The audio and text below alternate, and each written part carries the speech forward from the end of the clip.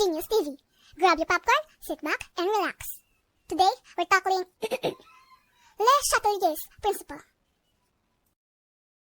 Have you ever been to the circus? With all the jugglers, magicians, acrobats, lions jumping through hoops, and oh, what's this?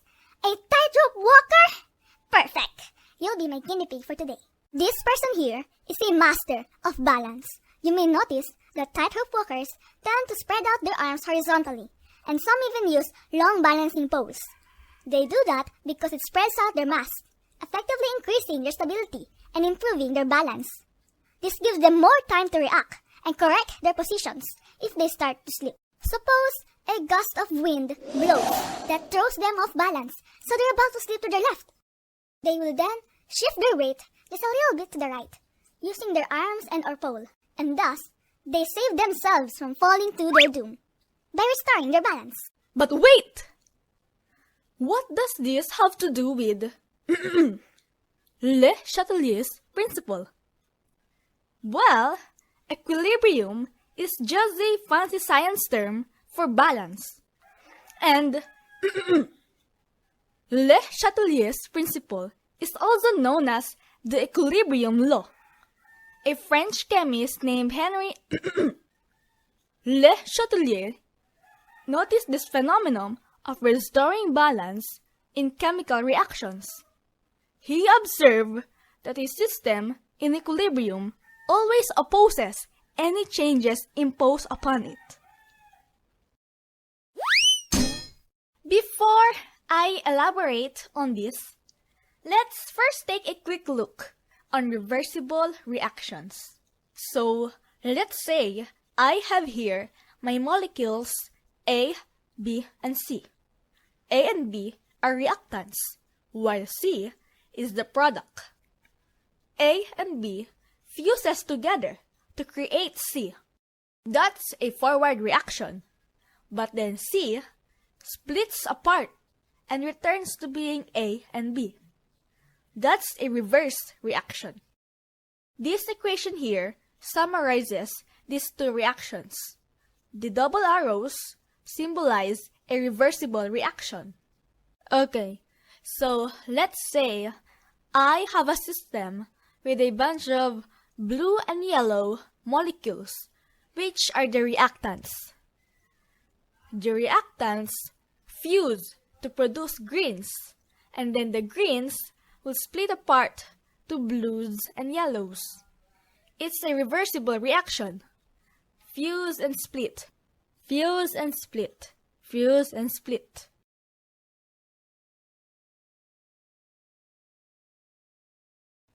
In the early stages, there will be more reactants than products.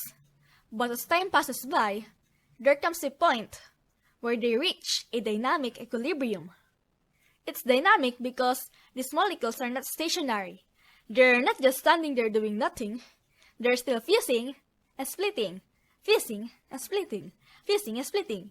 But the speed at which they're fusing and splitting is now roughly the same. The system is now said to be in equilibrium. What if we don't want the system to be in equilibrium? What if we only want greens, not blue and yellow? Well, you need to keep disturbing the balance of the system. How? By either changing the concentration, or temperature, or pressure, or volume of the system.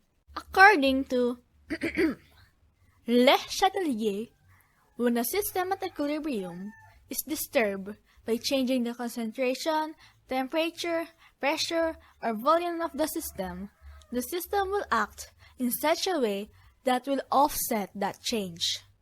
For example, if we change the concentration of the system by adding more blues and yellows, it will try to lower the number of molecules back to what it was before, by combining blues and yellows and turning it into green.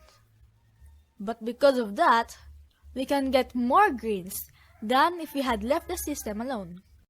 If you increase the pressure of the system will try to relieve that extra pressure by decreasing the number of molecules. The blues and yellows will combine, thus creating greens. And that's how you'll get more greens than normal. A significant real-life application of CHATELIER'S principle is a special process that turns air into fertilizer.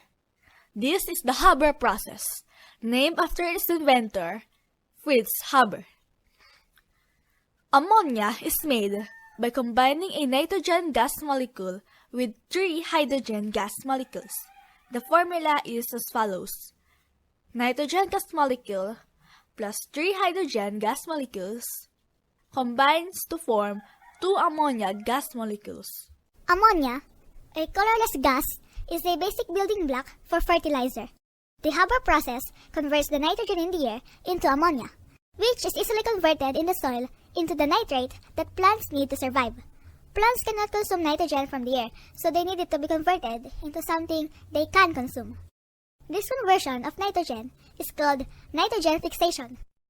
Lightning and some bacteria naturally fix nitrogen, but the amount of ammonia they produce is not enough. Without Haber's process, which fixes nitrogen artificially, farmers would not be capable of producing food for more than 7 billion people. In order to create large amounts of ammonia, Haber utilized CHATELIER'S principle. He created a machine that will continually add nitrogen and hydrogen while also increasing the pressure on the equilibrium system. The system will be forced to produce tons of ammonia to decrease the number of molecules and relieve the extra pressure by combining nitrogen and hydrogen.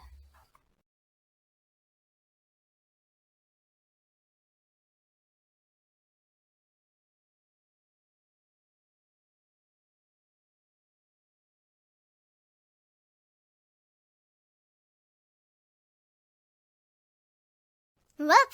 That's all for today, folks. Don't forget to like and subscribe. Stay mad, stay genius, you got this.